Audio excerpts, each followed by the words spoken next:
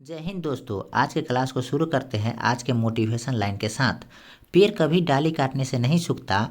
पेड़ कभी भी डाली काटने से नहीं सूखता। पेड़ हमेशा जड़ काटने से सूखता है। वैसे ही इंसान अपने कर्म से नहीं बल्कि अपनी छोटी और गलत व्यवहार से हारता है।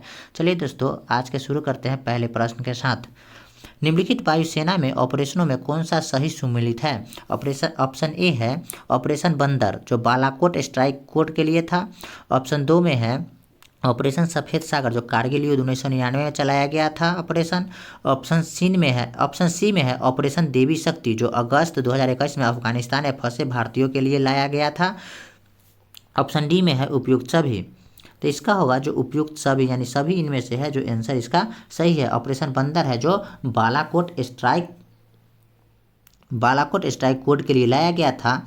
और ये किसके द्वारा चलाया गया था? भारत के वायुसेना के द्वारा चलाया गया था।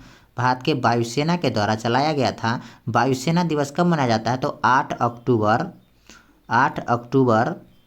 1932 में वायुसेना की स्थापना हुई थी, इसलिए 8 अक्टूबर को वायुसेना दिवस मनाया जाता है। और ऑपरेशन देवी शक्ति है, जो अफगानिस्तान में फंसे हुए भारतीयों को लाने के लिए ऑपरेशन देवी शक्ति चलाया गया था। अफगानिस्तान के जो है अभी राष्ट्रपति है जो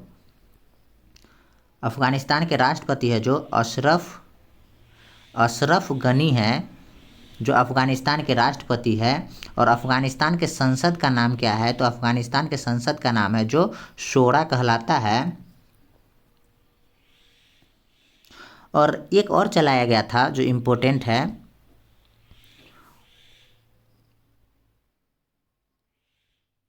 ऑपरेशन गंगा जो चलाया गया था। जो ये किसके लिए चलाया गया था? तो भारतीय लोगों को या भारतीय छात्रों को यूक्रेन से लाने के लिए चलाया गया था।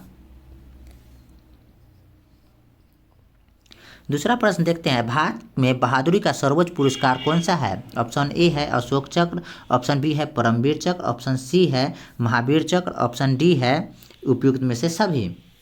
तो भारत में बहादुरी के सर्वोच्च सम्मान है जो परमवीर चक्र दिया जाता है। परमवीर चक्र सबसे सर्वोच्च सम्मान होता है परमवीर चक्र। पहला होता है परमवीर चक्र, दूसरा होता है, इसके बाद आता है महावीर चक्र, और तीसरा आता है सर्वोच्च वीरता पुरस्कार में तीसरा आता है जो वीर चक्र आता है। और प्रथम परमवीर चक्र है जो मेजर सोमनाथ को प्रथम परमवीर चक्र दिया गया था। भारत पाकिस्तान के बीच जब समझौता हुआ था 1947 में, तो 1947 में इनको दिया गया था प्रथम परमवीर चक्र। और अशोक चक्र पाने वाली प्रथम महिला कौन थी? तो नीरजा भानोट थी।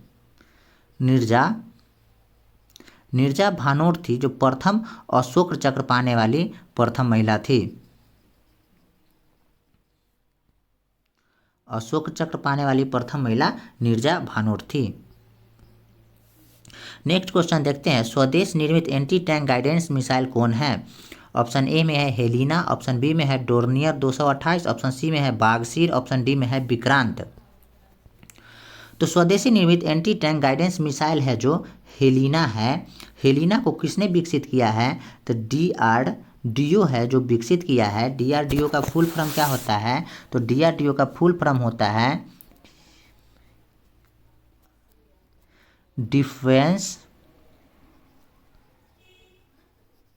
Defence research and development. Defence research and development होता है DRDO का फुल फॉर्म। और DRDO की स्थापना कब होती है? तो इसका स्थापना होता है, इस्टेब्लिश किया जाता है जो 1 जनवरी 1958 में स्थापना हुआ था। स्थापना किसके अध्यक्षता में हुई थी? तो अध्यक्ष थे उस समय में डॉक्टर APJ अब्दुल कलाम की अध्यक्षता में हुई थी DRDO की स्थापना। अभी वर्तमान में कहाँ है? तो DRDO का हेड क्वार्टर है न्यू दिल्ली में है वर्तमान में। और इसके अध्यक्ष कौन थे? तो DRDO के अध्यक्ष है जो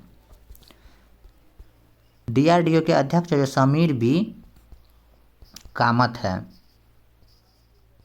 डीआरडीओ के अध्यक्ष कौन है? तो समीर बी कामत है।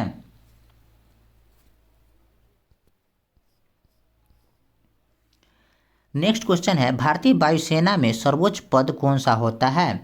ऑप्शन ए है air chief marshal, option B है एयर कमांडोर, ऑप्शन सी है विंग कमांडर, ऑप्शन डी है squad leader.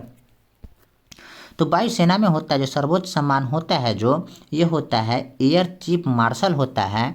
Air chief martial को ही बोला जाता है chief of the air staff.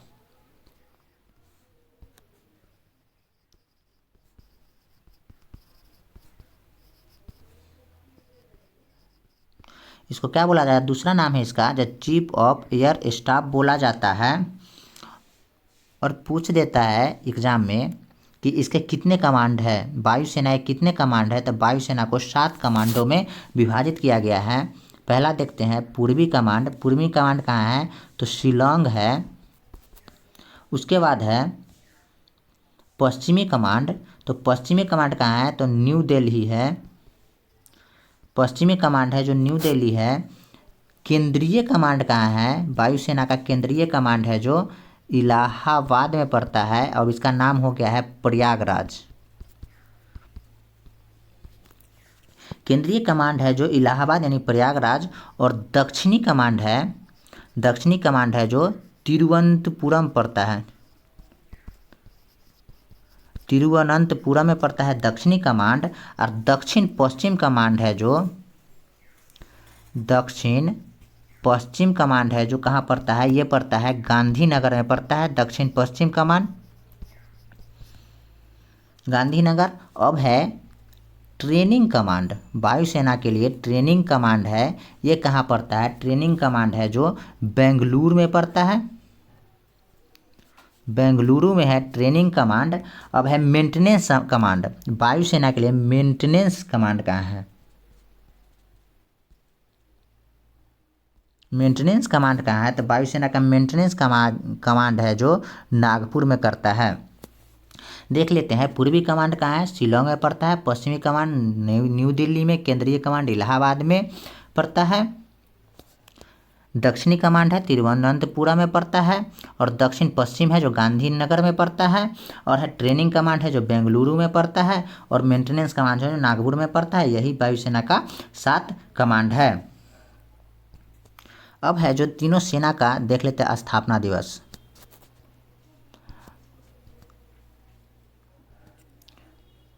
वायुसेना दिवस है जो कब मनाया जाता है? थल सेना दिवस कब मनाया जाता है?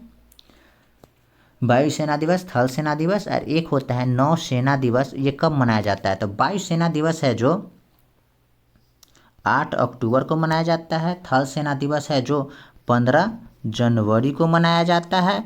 और नौसेना दिवस है जो 4 दिसंबर को मनाया जाता है।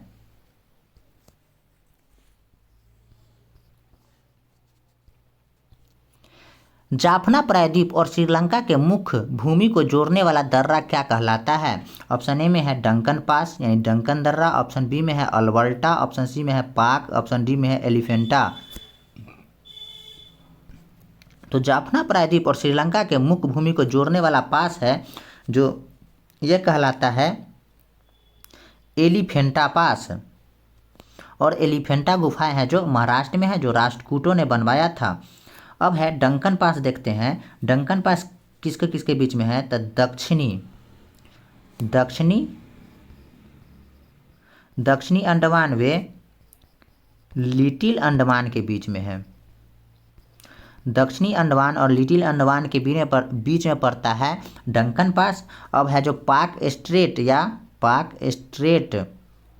या पाक जल संधि, देखते हैं किसके किसके बीच में है? तो ये पड़ता है तमिलनाडु वे श्रीलंका के मध्य में पड़ता है। अब है एलिफेंटा गुफा है जो कहाँ पड़ता है? महाराष्ट्र में पड़ता है। एलिफेंटा गुफा कहाँ पड़ता है? महाराष्ट्र में पड़ता है। जो किस द्वीप पर अवस्थित है? तो धारापुरी घाड़ापुरी द्वीप पर अवस्थित है, जिसको बनवाया था कौन? तो राष्ट्रकूट है जो इसका निर्माण करवाया था, एलिफेंटा गुफाओं का। जलियांवाला बाग हत्याकांड कब होता है? ऑप्शन ए में है 1915 में, ऑप्शन बी में है 1916 में, ऑप्शन सी में है 1917 में, ऑप्शन डी में है 1919 में। तो जलियांवाला बाग हत्याकांड है जो 1919 में होता है। ये कब घटती है? तो 13 अप्रैल 1919 में जलियांवाला बाग हत्याकांड होता है। इसमें जो डायर होते हैं, लॉर्ड जनरल डायर होते हैं, जो गोली चलाने का आदेश दे देते हैं। अब है 1915 में, देखते हैं कुछ हुआ था क्या। तो 9 जनवरी 1915 को महात्मा गांधी दक्षिण अफ्रीका से आए थे, इसीलिए 9 जनवरी को क्या मनाया जाता है? तब प्रवासी भारतीय दिवस 9 जनवरी को मनाया जाता है। 1916 में अंबिका चरण मजूमदार की अध्यक्षता में कांग्रेस के एक अधिवेशन होता है अंबिका चरण मजूमदार की अध्यक्षता में, जो कब होती है? तो ये होती है 1916 में होती है।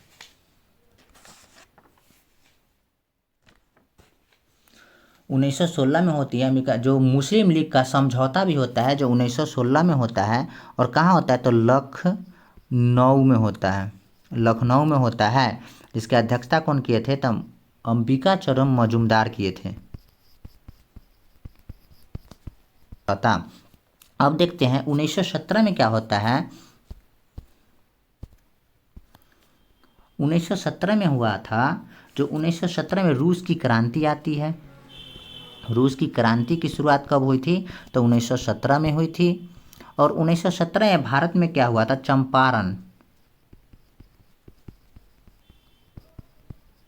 चंपारण सत्याग्रह कब हुआ था? तो 1917 में हुआ था 19 अप्रैल 1917 में हुआ था चंपारण सत्याग्रह। इसमें क्या थे? तो राजकुमार शुक्ल थे जो महात्मा गांधी को बुलाए थे। राजकुमार शुक्ल है जो महात्मा गांधी को बुलाए थे इसके लिए। और क्या किए थे? महात्मा गांधी इसकी अध्यक्षता किए थे, यानी नेतृत्व किए थे। नेतृत्व कौन किए थे? तो महात्मा गांधी चंपारण सत्याग्रह का नेतृत्व किए थे। और इस किसके लिए चलाया गया था? तो नील की खेती के लिए ये आंदोलन चलाया गया था।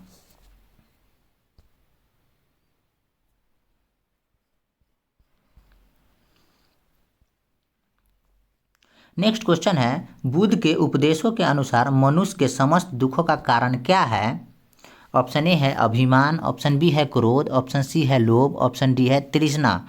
तो बुद्ध के उपदेशों के अनुसार मनुष्य में समस्त दुखों का कारण है जो क्या कहलाती है? तृष्णा कहलाती है। अब देखते हैं बुद्ध के बारे में। तो बुद्ध को क्या कहा जाता है? तो लाइट ऑफ एशिया कहा जाता है बुद्ध को। बुद्ध का जन्म कब हुआ था? तो 563 ईसा पूर्व में। कहाँ होता है? तो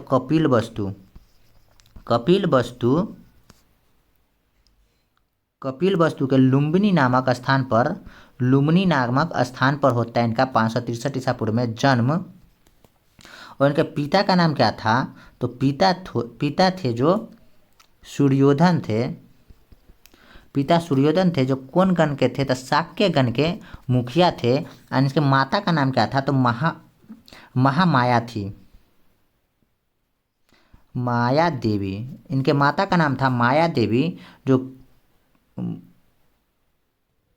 माया देवी थी, जो इनके सातवें दिन जब गौतम बुद्ध जन्म लिए थे तो इनके 7वें दिन इनकी मृत्यु हो जाती है।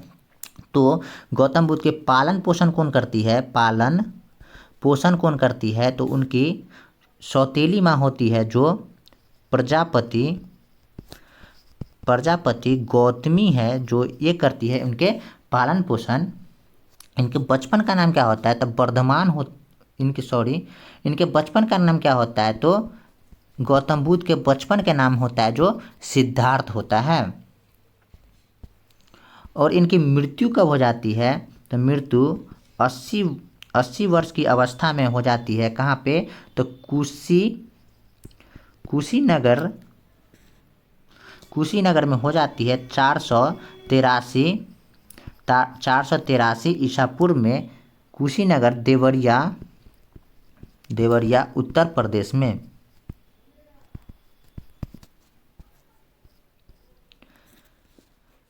चंद्रमा पृथ्वी का चक्कर कितने समय में लगाता है? ऑप्शन ए है 27.1/3 दिन में, ऑप्शन बी है 28 दिन में, ऑप्शन सी है 29 दिन में, ऑप्शन डी है 30 दिन में। तो चंद्रमा है जो पृथ्वी का चक्कर है जो 27.1/3 दिन में लगाता है। अब देख लेते हैं चंद्रमा के बारे में। तो ये पृथ्वी का एकमात्र उपग्रह है। पृथ्वी का एकमात्र उपग्रह है जो चंद्रमा कहलाती है। और पृथ्वी है जो एकमात्र ग्रह है जिस पर जीवन संभव है।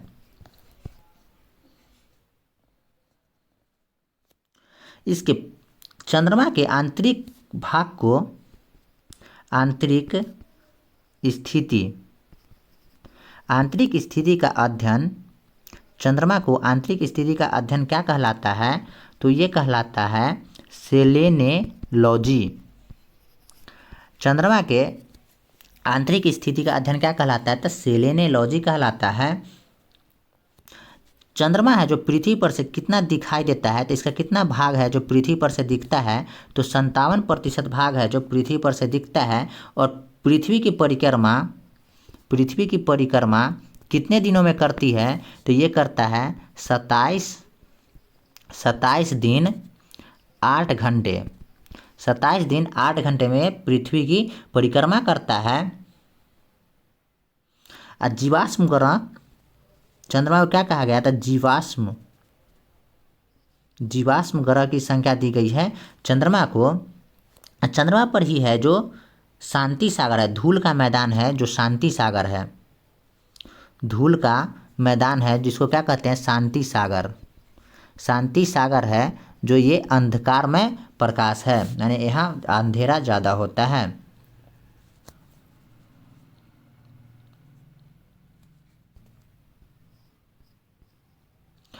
भगत सिंह कब शहीद हुए थे?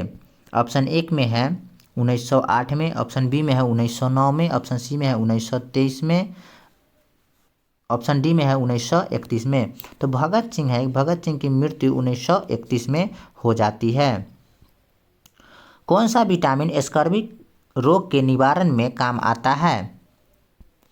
ऑप्शन ए है थायमीन, ऑप्शन बी में है स्कॉर्बिक अम्ल, ऑप्शन सी है फॉलिक अम्ल, ऑप्शन डी है बी कॉम्प्लेक्स। तो स्कॉर्बिक होता है जो स्कॉर्बिक अम्ल जो किन विटामिन में पाया जाता है? तो विटामिन सी में पाया जाता है स्कॉर्बिक अम्ल। और विटामिन सी का रासायनिक नाम होता है जो स्कॉर्बिक एसिड कहलाता है। अब देखते हैं विटामिन का खोज किसने किया था? तो फंक किए थे। विटामिन का खोज 1911 में किए थे। विटामिन बी यानी विटामिन B1 को रासायनिक नाम है जो थायमीन है। इसके रोग कौन से होते हैं इसके कमी से? तो बेरी नामक रोग होते हैं जो विटामिन बी की कमी से। अब विटामिन बी की खोज किसने किया था? बेरी रोग है जो विटामिन बी की कमी से होता है। अब विटामिन बी की खोज किसने किया था? तो ये किए थे मैकुलन। विटामिन ए और विटामिन बी दोनों का खोज किए थे मैकुलन। विटामिन सी से होता है एक तो स्कर्विक रोग होता है और एक रोग होता है जो मसूड़े का फूलना, विटामिन सी के कमी के कारण होता है। विटामिन B11 का रासायनिक नाम होता है जो फॉलिक अम्ल कहलाता है। और विटामिन B11 की कमी से कौन सी रोग होती है? तो एनीमिया नामक रोग होती है या पेचिस रोग होती है। विटामिन डी को कैल्सीफेरॉल बोला जाता है। विटामिन डी का खोज हॉपकिंस किए थे। विटामिन डी का खोज हॉपकिंस किए थे। और विटामिन सी का खोज है जो ये कौन किए थे? तो होलकट किए थे। विटामिन सी का खोज होलकट किए थे।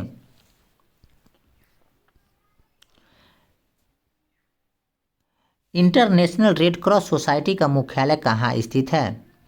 ऑप्शन ए में है प्रयाग, ऑप्शन बी में है जिनेवा, ऑप्शन सी में है मॉस्को, ऑप्शन डी में है बर्लिन।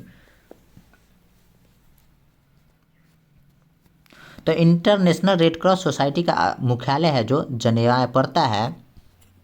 दोस्तों कभी कभी एग्जाम में जनेवा नहीं देकर स्विट्जरलैंड भी दे देता है। तो जनेवा है जो कहाँ पड़ता है? तो स्विट्जरलैंड में पड़ता है। अब देखते हैं रेड क्रॉस। रेड क्रॉस के संस्थापक कौन थे? तो हेनरी ड्यूरंट थे जो रेड क्रॉस के संस्थापक थे। इसके स्थापना कब हुआ था? तो 8 मई 1863 को रेड क्रॉस का स्थापना होता है।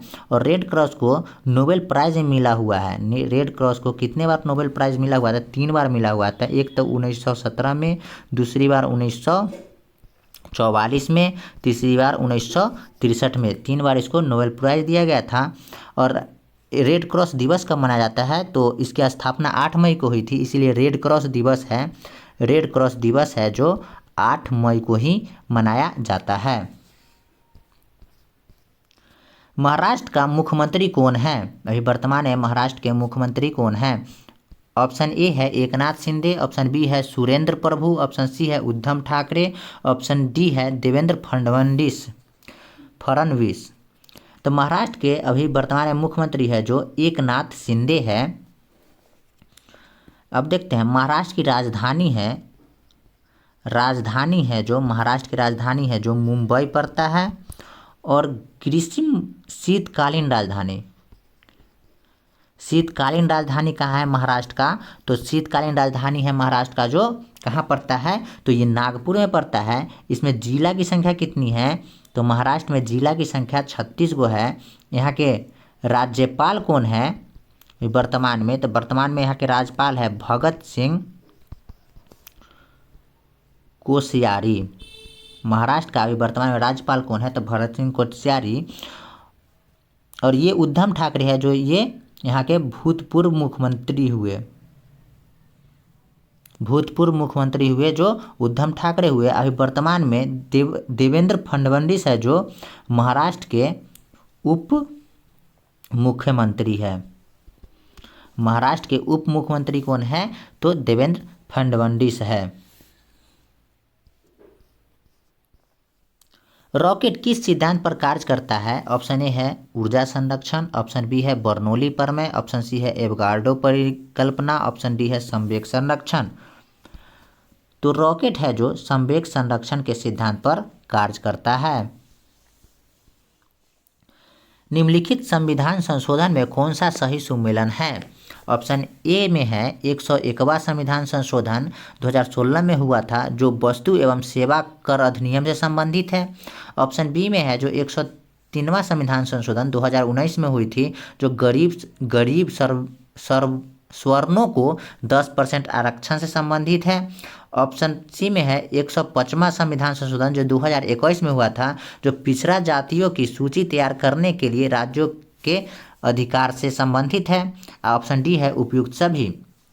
तो इसका आंसर होगा जो उपयुक्त सभी है जो सही है। अब देखते हैं जीएसटी। तो जीएसटी है जो सर्वप्रथम किस देश में लागू हुआ था? तो 1954 में जीएसटी है जो कहाँ लागू हुआ था? फ्रांस में लागू हुआ था। 20 में जीएसटी का फुल फॉर्म होता है goods and service tax. GST 3 प्रकार के होते हैं। जीएसटी है जो भारत में कब आता है? तो जीएसटी भारत में है जो 1 जुलाई 2017 को जीएसटी लागू होता है। और इसका बिल कब आता है? तो जीएसटी बिल है जो 2016 में आता है। और 2016 में इसका बिल आता है जो कौन संविधान संशोधन के द्वारा आता है? तो 122वां संविधान संशोधन के द्वारा जीएसटी है जो 122वां संविधान संशोधन के द्वारा आता है।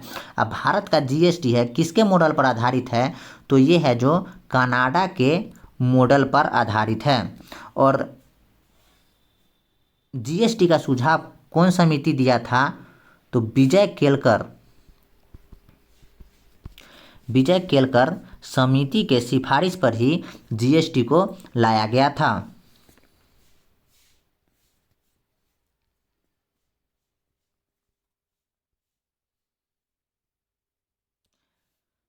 आज का लास्ट क्वेश्चन देखते हैं। ईस्टर्न ब्रिज छठा जो 2000। आज का लास्ट क्वेश्चन देखते हैं दोस्तों, 15वां क्वेश्चन। ईस्टर्न ब्रिज छठा जो 21 से 25 फरवरी 2022 को जोधपुर में भारतीय वायुसेना वे डैश की रॉयल एयरफोर्स का संयुक्त वायुसेना अभ्यास संपन्न हुआ है। ऑप्शन ए है ओमान का, ऑप्शन बी है कतर का, ऑप्शन सी है कुवैत का, ऑप्शन डी है यूएई का। तो ये है जो ओमान का है। ईस्टर्न ब्रिज छठा संस्करण है जो 21 से 25 फरवरी 2022 में जो जोधपुर के भारतीय वायुसेना के द्वारा हुआ है, जो भारतीय वायुसेना और ओमान की रॉयल एयरफोर्स इसमें भाग लिया है। थैंक यू दोस्तों। आज का क्लास अच्छा लगा हो तो लाइक शेयर और दोस्तों को क्लास में लाना ना भूले। धन्यवाद दोस्तों।